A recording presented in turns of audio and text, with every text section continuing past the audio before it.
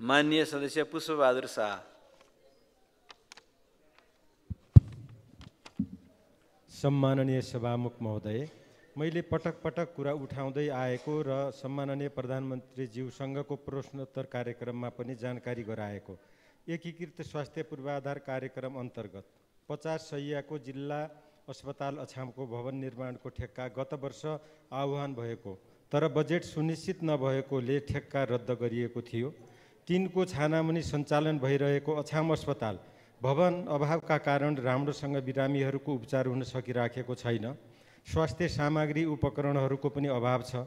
नागरिकहरू आधारभूत स्वास्थ्य सेवा सुविधाबाट वञ्चित हुनुपर्ने अवस्था छ। तसर्थ सम्बन्धित निकायले जिल्ला अस्पताल अछामको भवन निर्माणका लागि अब 82-83मा आवश्यक बजेटको सुनिश्चित गरी भवन निर्माणको ठेक्का अगाडि बढाउनका लागि सभामुखज्यू मार्फत सरकारको ध्यान आकर्षण गराउन चाहन्छु। धन्यवाद।